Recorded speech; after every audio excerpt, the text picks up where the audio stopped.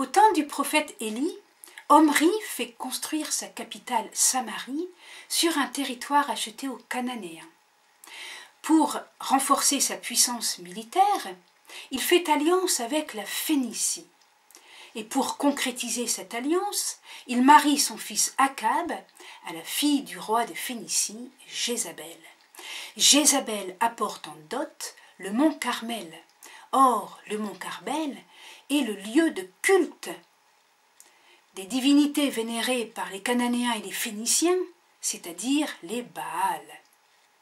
Et donc, quand Akab va commencer son règne, en l'an 874 avant Jésus-Christ, le mont Carmel va devenir l'abcès de fixation entre la religion héritée de l'Exode et la religion des Baals.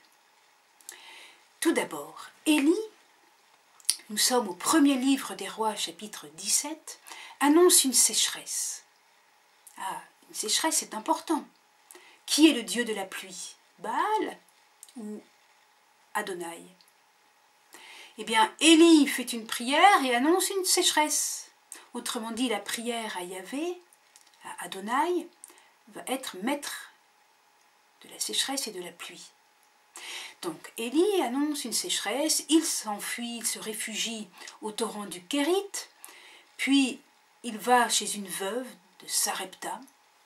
Là, il multiplie le contenu des jarres, la farine et l'huile, après que la veuve lui ait tout donné avant de mourir, de sorte qu'ils ont de quoi manger. Et puis Élie ressuscite le fils de la veuve. Voyez cette puissance de vie.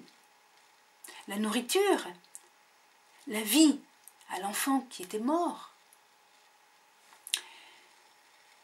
Et puis, la sécheresse va prendre fin, Élie revient, et c'est là la confrontation avec Akab. Élie convoque les prophètes de Baal sur le mont Carmel. Chacun doit offrir un sacrifice. Élie prend même avec humour le sacrifice, il l'inonde d'eau. Chacun invoque son Dieu. Les Baals, pourtant Baal est souvent représenté la foudre à la main. Les Baals sont incapables de faire descendre le feu du ciel sur les sacrifices. Tandis que lorsque la journée s'achève, Élie se met en prière et son Dieu, le Dieu de l'Exode, fait descendre le feu du ciel sur son sacrifice. Après cette démonstration éclatante, Élie fait massacrer les prophètes de Baal. Et surtout, Élie est aussitôt persécuté. Par qui? Par Jézabel, qui vénérait les Baals. Et cette persécution, Akab la permet. Voilà donc Élie qui marche 40 jours et 40 nuits jusqu'à la montagne de Dieu, l'Horeb. L'Horeb où Moïse avait reçu la révélation du buisson ardent. L'Horeb assimilé aussi au mont Sinaï. Et là, a-t-il une voix céleste? A-t-il une manifestation extraordinaire? Non. Y a-t-il une voix telle que celle du mont Sinaï au milieu des tonnerres? Non. Il y a le silence, le murmure d'un silence léger. Premier livre des rois, chapitre 19. Voilà donc à nouveau un tournant, un virage. Désormais, Dieu parle par un silence. Et le prophète est capable de comprendre que ce silence est parole divine.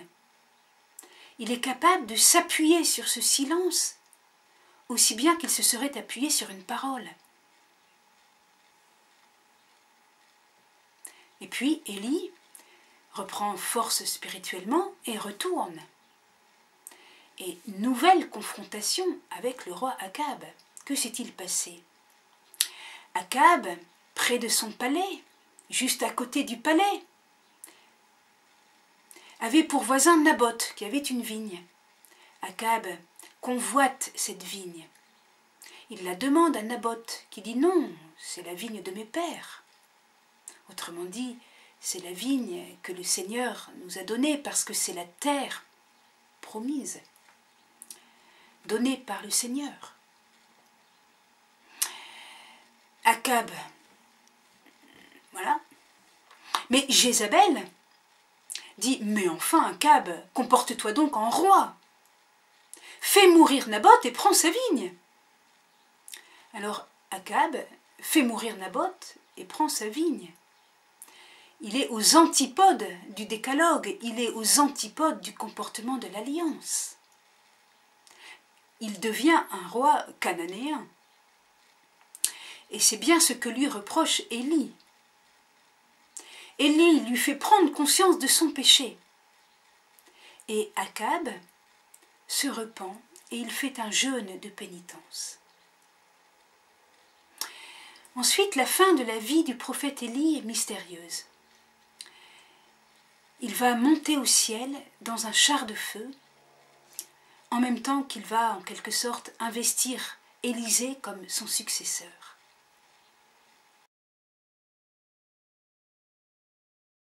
Cohérence de la révélation.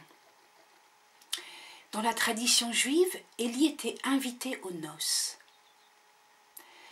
Surtout, Élie est le prophète attendu pour les temps messianiques ou les derniers temps. On lit dans le prophète Malachie 3, 23, l'oracle du Seigneur.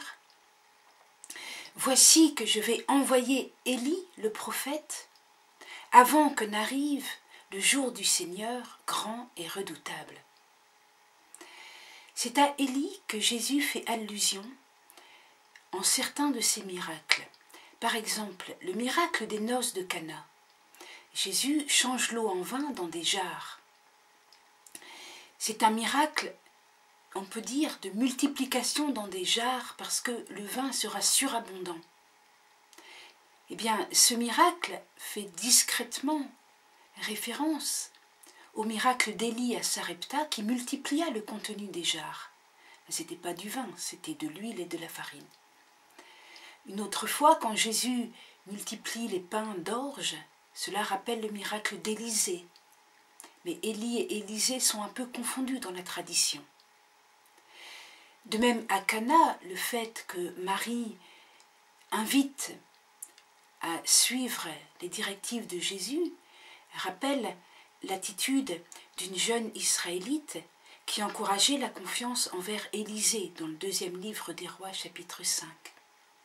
Et surtout, à Naïm, Jésus ressuscite le fils d'une veuve, comme Élie, à Sarepta, avait ressuscité le fils d'une veuve. Luc chapitre 7, verset 14. De là, la foule pense que Jésus, c'est Élie, avant le jour grand et redoutable. Luc 9, verset 8. Mais Jésus est plus grand que Élie. D'ailleurs, à la transfiguration, Jésus apparaît avec Élie et avec Moïse. Il n'est donc pas Élie. Sur l'Horeb, Moïse avait parlé avec le Seigneur Dieu. Élie avait parlé avec le Seigneur Dieu. Ici, Moïse et Élie parlent avec Jésus, qui est le Seigneur Dieu. Alors, Jésus, plus grand que Moïse, parle au moment de la transfiguration de sa mort. Il en parle comme d'un exode. Saint Luc nous dit qu'il parlait de son exode qui allait advenir à Jérusalem.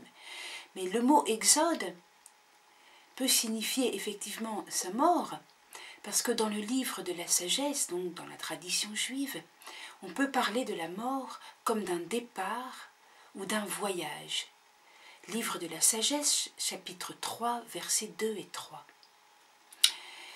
Ensuite, Jésus, étant donné qu'il montre qu'il n'est pas Élie, mais que Élie parle avec lui, désigne Jean-Baptiste comme étant Élie qui doit revenir. Marc, chapitre 9, versets 11 et 12. Or, Jean-Baptiste, il est mort comment? Il est mort martyr, aux mains d'Hérode. Élie était mort de façon très mystérieuse, puisque Élisée l'a vu s'élever dans les cieux sur un char de feu. Si donc la mort de Jean-Baptiste, que Jésus désigne comme Élie, une mort qui est un martyr, doit s'identifier à un char de feu comme Élie, alors cela signifie que la mort de Jésus, si c'est une mort de martyr, eh bien c'est aussi une mort glorieuse, comme une élévation vers les cieux sur un char de feu. C'est bien ce qui fait dire à Jésus, la veille de sa passion, et maintenant, Père, glorifie-moi auprès de toi. Donc la veille de sa passion, il pense à sa mort, mort de martyr, et plus que martyr, puisque c'est une mort rédemptrice. C'est une mort qui accomplit la rédemption, c'est plus qu'un martyr. Mais toujours est-il que cette mort est une glorification. Père, glorifie-moi auprès de toi. Jean 17, verset 5.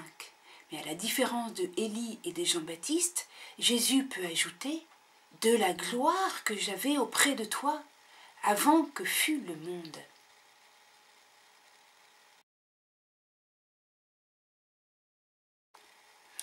Élie est le temps de l'Église.